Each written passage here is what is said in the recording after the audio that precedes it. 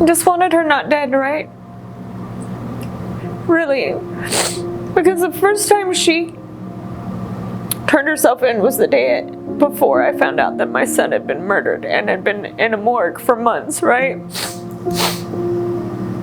So I just wanted her not dead.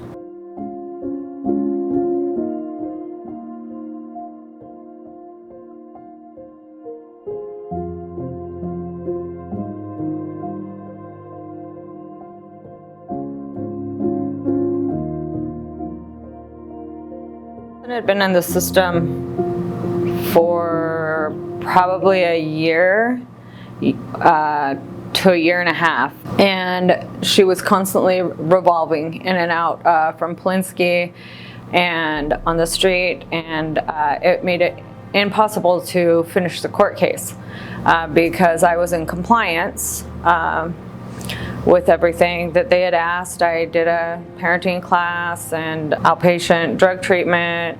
I was clean, and I wanted my child back. Some of the best help they gave me was just support, you know? Just knowing that somebody else cared about her, because it sure didn't feel like it from the system. They went and staked out places and help cover leads that I found. They just were amazing. In the meantime, I had had some phone conversations with, and I asked, it'll be so much easier if you just agree to come back home at that hearing. She did. She agreed on the contingency that I'd take her to, but I lived in Mexico and I worked in the shipyard, and I didn't have a car, and I didn't have any money, and I didn't have any way to get her. And actually gave me their per diem money for a case that they had been working on. They helped me do intel. They made sure I got in my car with me. I ended up being able to get a car. It'd been so long that I didn't even try it. I went out and got a car. Like, it all happened so fast within just a couple days. If it wasn't for Saved in America and me looking for her, honestly, I don't know what would happen to her, but I know she wouldn't have graduated. I know she wouldn't have a full-time job making decent money. I know she wouldn't be doing that. What I really feel like I know is that she'd still be living on the streets if she was alive. I remember when I first I got in my mom's car, I smoked not even 5 minutes before, right? Right before leaving.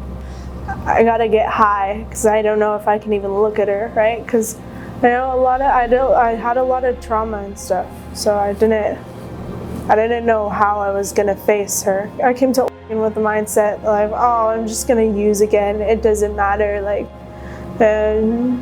same old. But I started going to school, and I really loved going back to school. It was so great. I felt like I could speak and kind of try to be myself, or try to figure out who I even was, because I was growing up with trying to hide certain things or trying to be tougher just so that I wouldn't get hurt. I didn't think that I was ever going to be able to look at my mom and tell her I love her, or look at her and be like, hey, do you want to watch TV or something, spend time with her. I trusted my mom when she told me that she had gotten a job and that I could go with her and that we would try again.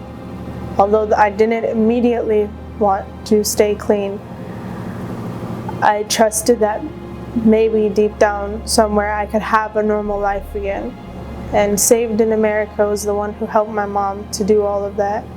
I plan to go to school to be a drug and alcohol counselor. I want to help teens and young adults who are struggling with substance abuse, because I know that first things first, they won't listen to somebody who's way older than them. They listen more to people their age with experience. I know I trusted more people that were younger and had the same experience.